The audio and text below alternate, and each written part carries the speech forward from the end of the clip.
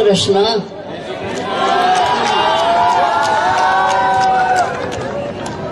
આજનો દિવસ અમારા માટે અને અમારા ગામના લોકો માટે ખૂબ જ આનંદનો દિવસ છે.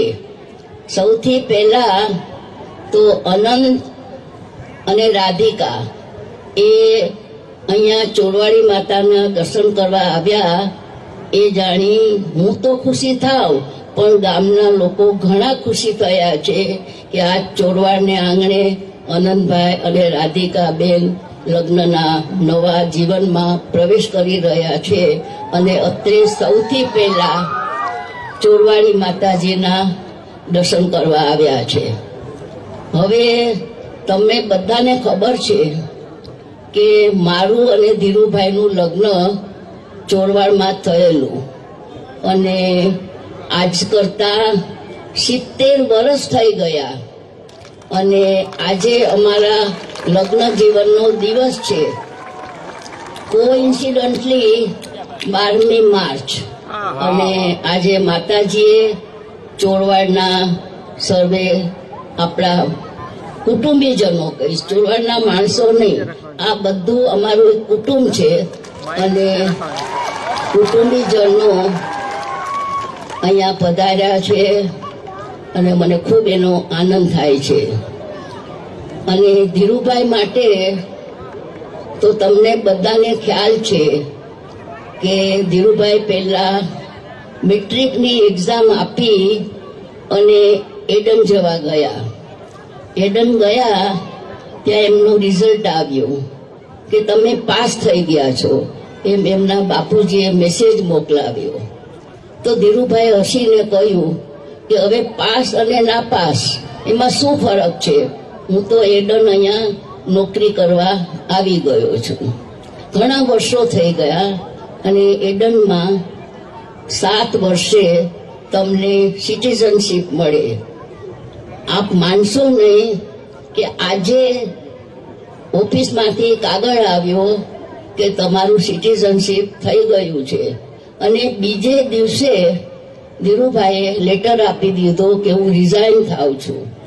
તો એમના મોટા ભાઈએ બહુ સમજાવ્યું, રમણીકભાઈએ, કે ના ધીરુ, આટલી નોકરી સારી મૂકી અને જવાય નહીં. તો એમને કીધું ના, મારે મારું તકદીર અજમાવવું છે અને મારે ઇન્ડિયા જવું છે. તો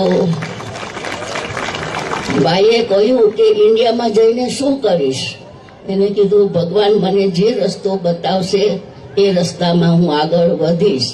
અને મને ખરેખર ખ્યાલ જ છે કે હું ઇન્ડિયામાં જઈને કંઈક કરવા માંગુ છું.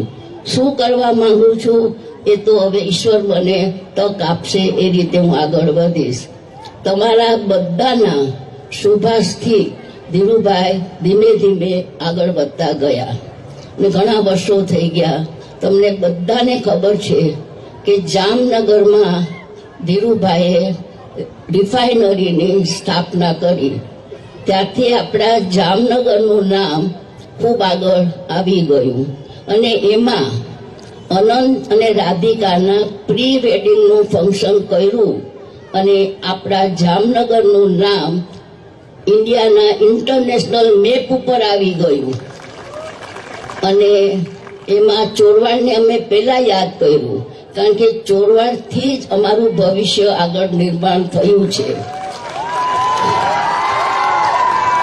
એટલે ચોરવાડને તો અમે ક્યારેય ભૂલી ન શકીએ. અમે જ્યારે સૌથી પહેલા પબ્લિક લિમિટેડ કરવાના હતા ત્યારે રાજકોટ હું અને ધીરુભાઈ આવ્યા. અને ધીરુભાઈ કીધું ના, મને ચોરવાડ તો જવું જ છે, માતાજીના દર્શન કરવા છે અને આશીર્વાદ લેવા છે. ત્યારે અમે સૌથી પહેલા અહીંયા મીટિંગ કરી રાજકોટમાં. અમે અહીંયા આવ્યા અને માતાજીના દર્શન કર્યા, ચોરવાડના ભાઈઓ બહેનોને મળ્યા. ત્યારે મને યાદ છે કે ધીરુભાઈએ અહીંયા ડાયરાનો પ્રોગ્રામ રાખ્યો હતો અને ગામના બધા લોકો રાતના ડાયરામાં આવ્યા હતા અને ખૂબ આનંદ માણ્યો. ત્યારે ધીરુભાઈએ કહ્યું કે હું પબ્લિક લિમિટેડ કરવા આવ્યો છું. આપણા ચોરવાડના માણસોને ત્યારે ખબર પણ નહોતી કે પબ્લિક લિમિટેડ શું, શેરનું પ્રાઇસ શું, કોઈને કાંઈ ખબર નહોતી. ધીરુભાઈએ દરેક સગા સંબંધીને બોલાવીને કહ્યું કે તમે રિલાયન્સના શેર લો, તમે રિલાયન્સના શેર લો. ત્યારે રિલાયન્સના શેરનો ભાવ 10 રૂપિયા હતો. અત્યારે કેટલો છે ઘણાને ખ્યાલ હશે. અત્યારે છે 2700. 10 રૂપિયાના શેરનો ભાવ અત્યારે આટલો છે. અને બધાના આશીર્વાદથી આપણો ઇસ્યુ એકદમ 10% ઓવર ભરાઈ ગયો હતો. એ તમારા બધાના શુભાશીષથી જ થયું હતું.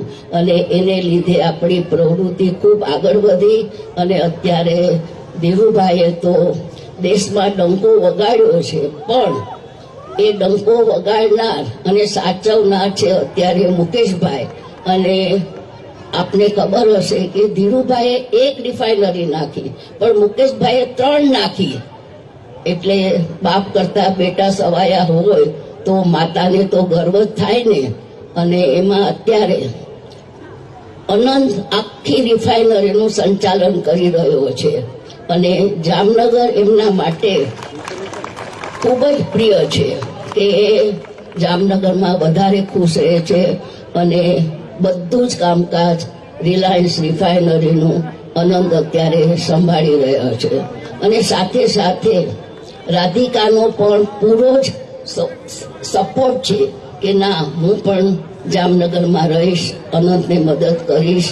અને આ રીતે બંને જણા ખૂબ ખુશી રહે જામનગરમાં. અને હજુ પણ છે એના કરતાં એમના બિઝનેસને ખૂબ આગળ વધારે. અને આપણને ચોરવાડની પ્રજાને, જામનગરની પ્રજાને ખૂબ ખૂબ લાભ મળતો રહે એવી મારી શુભકામના છે. આજે તમે અહીંયા પધાર્યા છો બધા આપણા ચોરવાડ ગામના, આજુબાજુના, તો બધા જમીને જજો. કારણ કે અમને બહુ ખુશી થશે કે આપ સૌ અહીંયા જમીને જાઓ, આનંદ કરો. પછી ડાયરાનો પ્રોગ્રામ છે, એમાં પણ આવવું હોય તો આવી શકો છો. અને આપણા ચોરવાડ ગામની ખૂબ ખૂબ આબરૂ આગળ વધે, નામ આગળ વધે એવી હું માતાજીને અને શ્રીનાથજીને પ્રાર્થના કરું છું. જય શ્રી કૃષ્ણ. સાંજ સમાચાર ફેસબુક પેજને લાઇક કરો, વિડીયો શેર કરો અને વધુ વિગતવાર સમાચાર માટે sanssamachar.net વિઝિટ કરો.